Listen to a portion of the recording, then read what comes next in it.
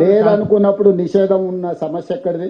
నక్సలిజమే లేదు. నక్సలైట్లు జనజీవన స్రవంతిలో కలిసిన తర్వాత నిషేధం ఉన్నా నిషేధం లేకపోయినా ఒకటే అంశం. సో ఈరోజు వాళ్ళు ఇంకా ఉన్నారు అని అంటే ప్రభుత్వాలు నిషేధం కొనసాగిస్తాయి. వాళ్ళు పూర్తిగా జనజీవన స్రవంతిలో కలిసి ప్రజాస్వామ్య బద్దంగా వాళ్ళు పనిచేస్తున్నారంటే అది నిషేధం ఉన్నా లేకపోయినా ఒక్కటే. కాబట్టి నిషేధం అనే అంశమే చర్చ ఇక్కడ కాదు. వాళ్ళని జనజీవన స్రవంతిలో కలిసి ప్రజాస్వామ్య బద్దంగా ఈ రోజు ప్రజా సమస్యల కోసం వాళ్ళను ప్రయత్నం చేయాల్సిందిగా తెలంగాణ రాష్ట్ర ప్రభుత్వం విజ్ఞప్తి చేస్తుంది. ఈ ఒకవేళ నక్సల్స్ అంతమైతే వరహారావు లాంటి వాళ్ళు అది మరో గాదే ఇన్నాయ లాంటి వారిపైన కేసులు ఎత్తేస్తారా? వరహారావు గాదే ఇన్నాయ లాంటి వారిపైన కేసులు ఎత్తివేస్తారా? ఇవన్నిటిని కూడా ఎత్తివేయగలిగిన కేసులుంటే ప్రభుత్వం సానుకూలంగా స్పందిస్తుంది. దాంట్లో ఉన్న క్రిమినాలిటీ కానీ మర్డర్ కేసెస్ కానీ ఇతర తీవ్రమైన నేరాలు ఉంటే ప్రభుత్వాలు ఎత్తేసినా కూడా న్యాయస్థానాలు ఊరుకోవు. కాబట్టి ఆ case by case person by person కేసులను పరిశీలించడం జరుగుతుంది. అవసరం అనుకుంటే దానికి ఒక ప్రత్యేకమైన కమిటీని ఏర్పాటు చేస్తాం. ఒక్కొక్క కేసును ఒక్కొక్క వ్యక్తి యొక్క ఆ కేసు తీవ్రతను బట్టి ప్రభుత్వం చర్యలు తీసుకుంటుంది. ప్రభుత్వం సానుభూతితో ఉన్నది, ప్రభుత్వం సానుకూలంగా ఉన్నది. సమస్యల్ని పరిష్కరిస్తాము. కేసులు ఏమైనా ఉంటే చట్ట పరిధిలో ఎత్తేయడానికి అవకాశం ఉన్న కేసులను ఎత్తేయడానికి ప్రభుత్వం సిద్ధంగా ఉంది. ఎస్,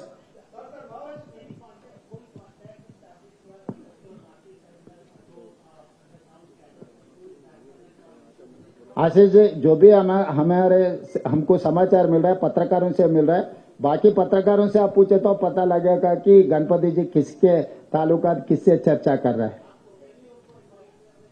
मैं ओपन डायलॉग कर रहा हूं, किसी को छुपा के किसी को पर्सनल कोई बात नहीं. It's open dialogue.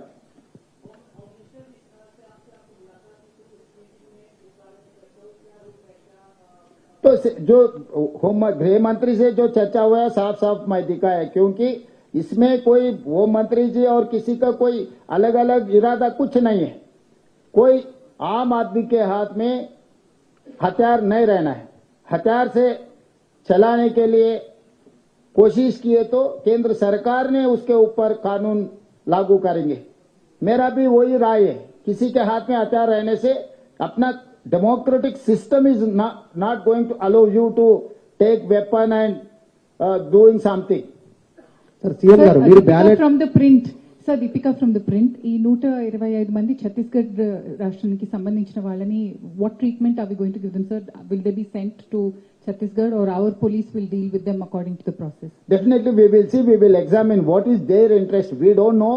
They wanted to stay in Telangana, they wanted to go Chhattisgarh. If they wanted to go Chhattisgarh, we will initiate a dialogue with the Chhattisgarh government. Otherwise, if they wanted to settle here, definitely we will examine with proper approach. CM గారు దేవ్జీ లాంటి వాళ్ళు ప్రత్యక్ష రాజకీయాల్లోకి వస్తామనేటువంటి statement చేస్తా ఉన్నారు. అట్లాంటి వాళ్ళపైన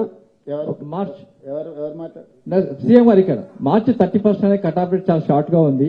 దీన్ని ఎక్స్టెండ్ చేయమని చెప్పి సెంట్రల్ హోమ్ మినిస్టర్ కోరడం జరిగింది. అంటే చర్చలు జరిపారు. అట్లాంటిది ఏం చర్చలు జరగలేదు. వారు పెట్టిన అంశాన్ని నేను మీకు చెప్తా ఉన్నాను. అదే మీరు మీడియా మిత్రులు అమిత్ షా గారిని అడిగితే ఏమైనా మీకు సమాధానం దొరుకుతుండొచ్చు.